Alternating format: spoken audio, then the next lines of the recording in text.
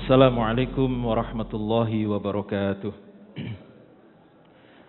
Bismillah, alhamdulillah, wassalatu wassalamu ala rasulillah, la hawla wa la quwata illa billah ma ba'd. Puji syukur kepada Allah subhanahu wa ta'ala atas semua limpahan karunia nikmatnya. Salawat serta salam mari kita selalu haturkan kepada Nabi kita Muhammad sallallahu alaihi wasallam. Mudah-mudahan kita mendapatkan syafaat beliau hingga yaumul akhir nanti. Amin ya rabbal alamin.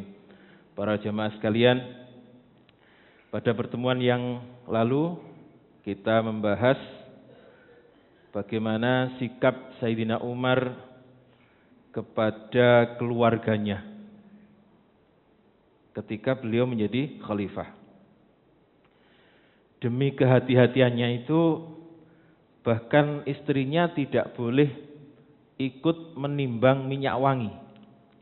Sebab menimbang minyak wangi itu bisa dipastikan tangannya pasti kena. Nah, ketika tangannya kena itu dikhawatirkan kemudian dioleskan ke bajunya atau badannya. Itu menurut Sayyidina Umar berarti dia sudah mengambil hak-hak daripada rakyatnya atau penduduk Madinah pada waktu itu. Masya Allah. Ini Sayyidina Umar. Ya. Nah, sekarang kita akan membahas bagaimana perlakuan Sayyidina Umar ketika menjadi khalifah kepada keluarganya Nabi, terutama istri-istri Nabi. Jadi waktu Nabi wafat niku berapa istri yang ditinggalkan, Pak? Berapa, Bu? Pinten? 12 itu keseluruhannya, okay? Ada yang sudah meninggal. Tapi ini debatable, Pak, okay? Sebab ada yang dinikahi cuma beberapa waktu gitu. Itu tidak dimasukkan. Yang sudah meninggal yang jenengan tahu sinten? Sayyidatina Khadijah. Kemudian sinten? Saudah. Dereng, Bu. Yang sudah meninggal adalah Sayyidatina Khadijah, kemudian Zainab binti Khuzaimah. Okay. Zainab binti Khuzaimah. Sedangkan Saudah itu nanti umurnya panjang sampai Sayyidina Umar, sampai kekhalifahan Sayyidina Umar. Walaupun beliau sudah sepuh, okay. Umurnya panjang. Jadi istri-istri Nabi itu yang paling terkenal, yang disepakati ada 12. Yang pertama Sayyidatina Khadijah. Kemudian Saudah binti Jam'ah. Kemudian Aisyah binti Abu Bakar. Kemudian Hafsah binti Umar bin Khattab. Baru Zainab binti Khuzaimah. Kemudian Ummu Salamah. Ada yang kemudian Zainab binti Jahas. Juwairiyah binti Haris. Sofia bin Huyai bin Akhtab. Ummu Habibah. Kemudian ada Maimunah binti Haris. Dan yang terakhir adalah Maria. Siapa? Maria al-Qibtiyah, yang disebut dengan Mariatul Qibtiyah, karena dari Mesir. Nah, jadi dari 12 orang istri itu yang sudah meninggal ketika Nabi wafat adalah Sayyidatina Khadijah dan Zainab binti Khuzaimah. Berarti beliau masih meninggalkan 10 istri. Dan yang paling muda adalah Sayyidatina Aisyah binti Abu Bakar. Berapa waktu usia beliau ketika Nabi wafat? Berapa? 18, Pak. 18. Dan setelah itu, istri-istri Nabi itu tidak boleh dinikahi. Istri-istri Nabi tidak boleh dinikahi. Kenapa? Kenapa, Pak? sebab hukumnya adalah ibu dari seluruh orang-orang beriman, yang lebih dikenal dengan ummahatul mu'minin. Jadi hukumnya istri Nabi itu sama dengan ibu dari seluruh orang-orang yang beriman. Nah, sedikit cerita tentang itu ya. Suatu saat Thalhah bin Ubaidillah ini salah satu sahabat yang dijamin masuk surga. Asyara minal mubashshirina bil jannah. Nah, Thalhah ini masih punya hubungan kerabat dengan Sayyidatina Aisyah, yaitu misanan dari pihak ibu. Suatu saat Thalhah sama Sayyidatina Aisyah ini ngobrol, Pak. Ngobrol. Setelah itu kemudian Nabi datang. Nah, ketika Nabi datang itu kelihatannya Nabi tidak begitu senang dengan dua orang ini ngobrol. Kemudian Sayyidatina Aisyah disuruh masuk. Nah, dalam hati Thalhah ini mengatakan, kalau bahasa kita, mek ngono tok ae gak oleh, kira-kira. Mek ngono tok ae gak oleh. Coba nanti kalau sudah janda nanti akan saya nikahi. Itu Thalhah, nggih. Masya Allah. Jadi sahabat itu juga manusia. Jadi suatu saat juga ada agak tidak cocoknya dengan Nabi, nggih. Nah, sekali lagi Thalhah ini mengatakan, masa gitu saja tidak boleh. Coba nanti kalau sudah janda akan saya nikahi.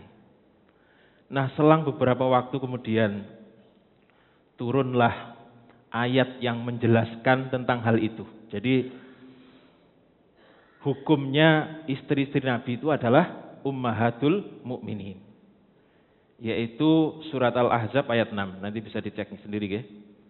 Nah, Thalhah ini kemudian menyesal dengan sikap beliau itu. Mek ngono tok gak oleh. Coba nanti kalau sudah janda saya nikahi. Thalhah ini menyesal, kemudian ingin meminta maaf kepada Nabi sekaligus meminta ampun kepada Allah Subhanahu wa taala. Tetapi Thalhah ini tidak langsung meminta maaf kepada Nabi. Beliau kemudian pergi umroh ke Mekah, ya. Jadi umroh itu ke Mekah bukan ke Madinah. Tempatnya di Madinah, Bu, nggih. Umroh dalam rangka untuk memohon ampunan kepada Allah karena sikapnya itu. Setelah itu rencananya Thalhah ini mau meminta maaf kepada Nabi Shallallahu Alaihi Wasallam. Tetapi apa yang terjadi? Begitu Thalhah kembali ke Madinah, ternyata Nabi sudah wafat. Masya Allah, ini penyesalan tersendiri bagi seorang sahabat yang bernama Thalhah bin Ubaidillah. Baik, kita lanjutkan. Bagaimana perhatian Sayyidina Umar kepada ummahatul mu'minin. Sayyidina Umar ini lebih mengutamakan keluarga mereka, keluarga Nabi daripada keluarganya sendiri. Beliau tidak memakan sesuatu kecuali istri-istri Nabi itu sudah mendapatkan sesuatu yang mau dimakan oleh Sayyidina Umar. Nah, yang menjadi orang paling terakhir yang dikasih Sayyidina Umar adalah kira-kira siapa, Bu? Dari istri-istri Nabi dibagi, yang paling terakhir kira-kira siapa? Siapa kira-kira? Hafsah binti Umar. Kenapa? Karena dia anaknya. Jadi Hafsah ini walaupun juga istri Nabi tetap dibelakangkan. Nanti kalau misalnya tinggal sedikit ya wes memang rezekinya Hafsah segitu, kira-kira gitu pendapatnya Sayyidina Umar. Jadi kalau ada kekurangan ya itu sudah menjadi jatah rezekinya kan gitu ya.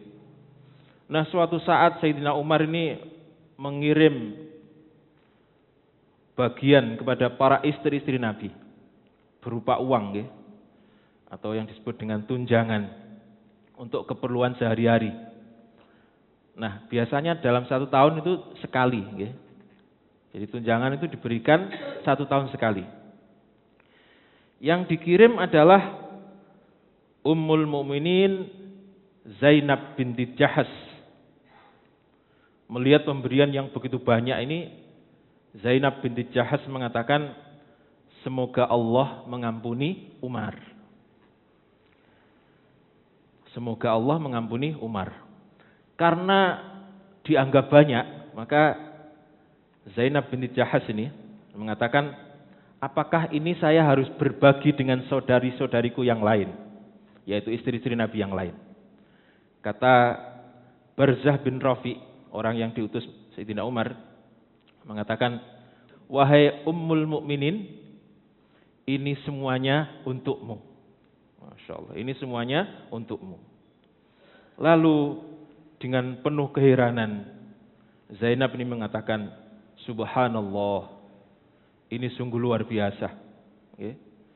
Kemudian Ummul Mukminin Zainab binti Jahas ini menyuruh Barzah binti Rafi membagi-bagikan kepada orang yang lebih membutuhkan.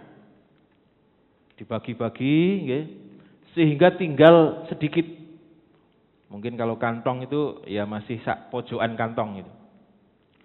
Nah, begitu selesai tinggal sedikit, maka kemudian Barzah ini mengatakan, semoga Allah mengampunimu wahai Ummul Mukminin. Siapa tadi? Zainab binti Jahas. Zainab binti Jahas ini masih sepupu dengan Nabi, yang dulunya dinikahi oleh putra angkatnya Nabi, yaitu Zaid bin Harisah. Kemudian cerai, kemudian dinikahi oleh Nabi. Semoga Allah mengampunimu wahai Ummul Mukminin. Kemudian kata Barzah, demi Allah, kami juga memiliki hak atas ini, sebab kami tadi disuruh ke sana. Akhirnya kemudian Zainab ini mengatakan, maka untuk kalianlah yang tersisa. Setelah itu dibuka, sisanya masih 85 dirham. Jadi kalau dinar itu uang koin berupa emas. Kalau dirham, uang koin berupa perak.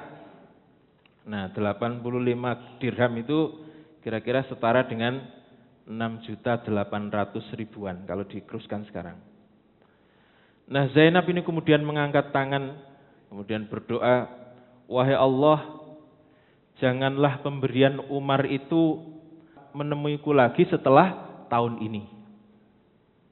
Wahai Allah, janganlah pemberian Umar itu menemuiku lagi setelah tahun ini. Jadi pemberian itu begitu banyak, sehingga kemudian dibagi-bagikan. Itu hampir dilakukan oleh semua istri Nabi, Bu. Jadi begitu dikasih jatah 1 tahun itu langsung dibagi-bagi. Itu luar biasanya istri-istri Nabi. Oleh sebab itu patut dicontoh. Jadi kalau jenengan pengen nyontoh ya belajar satu-satu. Kira-kira sifat saya ini mirip dengan siapa gitu. Cuma mungkin sumbernya yang kurang ya. Jadi suatu saat atau kapan-kapan kita akan bahas satu-satu tentang istri-istri Nabi, sehingga kita tahu sifat-sifatnya ya. Jadi Zainab itu berdoa, semoga pemberian Umar itu tidak terjadi lagi di tahun yang akan datang. Setelah itu Zainab binti Jahas ini kemudian menyusul Nabi Shallallahu Alaihi Wasallam. Jadi istri Nabi yang pertama kali menyusul Nabi, yaitu wafat, adalah Zainab binti Jahas. Sinten, Bu? Zainab binti Jahas. Kalau yang sudah wafat tadi, Khadijah binti Khuwailid. Yang kedua, Zainab binti Khuzaimah. Itu sudah wafat sebelum Nabi wafat. Nah, yang pertama kali wafat setelah Nabi adalah Zainab binti Jahas. Nah, baik, kita lanjutkan. Di antara bentuk penghormatan Sayyidina Umar kepada istri-istri Nabi, suatu saat para istri Nabi ini memohon izin kepada Sayyidina Umar untuk melaksanakan ibadah haji. Tetapi tidak diizinkan oleh Sayyidina Umar. Karena semuanya wanita. Tetapi kemudian mereka bolak-balik berkali-kali minta izin. Baru setelah itu Sayyidina Umar mengatakan, aku akan mengizinkan kalian tahun depan. Jadi aku akan mengizinkan kalian tahun depan. Tetapi ini bukan pendapatku sendiri. Ini sudah saya musyawarahkan kepada yang lainnya. Lalu tahun berikutnya Sayyidina Umar mengutus Utsman ibnu Affan, kemudian Abdurrahman bin Auf untuk mengawal mereka. Dan Sayyidina Umar tidak mengizinkan seorang pun selain mereka berdua. Jadi mereka berangkat, berarti berapa orang Bu yang berangkat? Berapa orang? 9 ya? Kira-kira 9 orang. Karena Zainab binti Jahash sudah wafat. Yang disuruh mengawal adalah Sayyidina Utsman dan Abdurrahman bin Auf. Sayyidina Utsman diperintahkan untuk di bagian depan. Abdurrahman bin Auf diperintahkan untuk bagian belakang. Jadi di depan ada, di belakang juga ada. Jika suatu saat singgah atau istirahat, harus secara berkelompok. Tidak boleh yang 3 istirahat, kemudian yang lainnya melanjutkan perjalanan. Tidak boleh. Harus secara kelompok. Kalau istirahat, ya istirahat semua. Kemudian mereka berdua harus mengawal dan berjaga-jaga di pintu masuk. Jangan sampai ada orang lain, apalagi laki-laki, memasuki wilayah yang dibuat istirahat oleh para istri Nabi itu. Ini penghormatan Sayyidina Umar kepada istri Nabi. Lalu kemudian ketika tawaf juga demikian. Mereka berdua disuruh menjaga istri Nabi ini. Ketika mereka tawaf maka tidak ada yang ikut tawaf kecuali hanya para wanita. Laki-laki di stop dulu oleh keduanya. Laki-laki di stop, istri Nabi ini tawaf, yang boleh ikut tawaf hanya wanita-wanita itu. Yang lainnya tidak boleh. Jadi sekali lagi ini adalah bentuk penghormatan dan penjagaan Sayyidina Umar kepada istri-istri Nabi.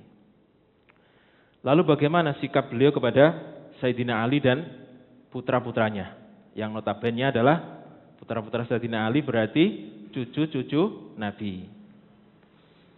Jadi Sayyidina Umar ini tidak pernah memutuskan suatu perkara-perkara yang penting kecuali telah melibatkan Sayyidina Ali untuk ikut bermusyawarah. Bahkan ketika Sayyidina Umar mau melakukan perjalanan menuju ke Baitul Maqdis, karena permintaan daripada Uskup Sopronius, Uskup Sopronius, yang waktu itu Baitul Maqdis sudah ditaklukkan, tetapi Uskup ini mengatakan, saya akan menyerahkan kunci Baitul Maqdis langsung kepada pemimpin kalian, yang waktu itu adalah Sayyidina Umar. Andaikan waktu itu pasukan muslim langsung merebut juga bisa. Tetapi inilah penghormatan kepada non-muslim. Sehingga kemudian Sayyidina Umar ini bertandang langsung ke Baitul Maqdis. Hanya bersama dengan 1 orang pembantunya. Kapan-kapan kita sampai di sini. Nah, di saat itulah Sayyidina Ali diberi kewenangan untuk mengurus pemerintahan di Madinah. Dan perlu kita ketahui bahwa salah satu daripada putri Sayyidina Ali dengan Sayyidatina Fatimah itu kemudian dinikahi oleh Sayyidina Umar. Ada yang tahu Bu, kira-kira siapa? Ini jarang yang tahu Bu. Siapa kira-kira? Namanya Ummu Kulsum. Ummu Kulsum. Berarti cucu Nabi, cucu Nabi yang ketiga. Sayyidina Ali dengan Sayyidatina Fatimah itu mempunyai 4 orang anak. Yang paling terkenal siapa? Hasan. Yang kedua Husain. Ini dua orang yang lahirnya berbeda, bukan kembar, nggih.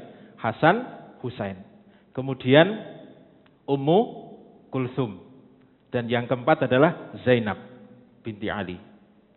Jadi ada 4, nggih. Nah, para jamaah sekalian, saat Sayyidina Umar menjadi khalifah, Sayyidatina Fatimah itu sudah wafat atau belum? Fatimah sudah, nggih. Jadi Sayyidatina Fatimah itu wafat 6 bulan setelah Nabi wafat, meninggalkan 4 orang anak, yaitu Hasan, Husain, kemudian Ummu Kulsum dan Zainab. Sayyidina Umar pernah berkata kepada Husain bin Ali, "Wahai anakku, bagaimana jika engkau bertandang ke rumahku untuk bercengkerama dengan kami?" Guyon-guyon lah. "Wahai Husain, sampean mbok yo dolin-dolin ke rumah saya, supaya saya bisa guyon-guyon dengan sampean." Kira-kira begitu yang disampaikan oleh Sayyidina Umar. Suatu saat Husain itu datang, kemudian dia melihat Abdullah bin Umar juga sedang menunggu di luar. Sementara di dalam Sayyidina Umar ini sedang ngobrol dengan Muawiyah bin Abi Sufyan. Ternyata Abdullah bin Umar itu tidak diizinkan masuk karena ada Muawiyah sedang ngobrol. Nah, akhirnya kan pulang, Bu. Sayyidina Abdullah bin Umar. Melihat Abdullah bin Umar pulang, maka Husain ini juga pulang. Nah, suatu saat ketika Sayyidina Umar ketemu dengan Husain, beliau mengatakan, "Wahai anakku, kenapa kok kemarin nggak jadi datang? Kenapa kemarin nggak jadi datang?" Kata Husain, "Aku telah datang, wahai Amirul Mukminin, tetapi aku melihat engkau sedang ngobrol asik dengan Muawiyah bin Abi Sufyan. Kemudian saya juga melihat ada Abdullah bin Umar atau Ibnu Umar menunggu tidak diizinkan masuk lalu pulang. Maka saya juga ikut pulang." Lalu bagaimana kata Umar?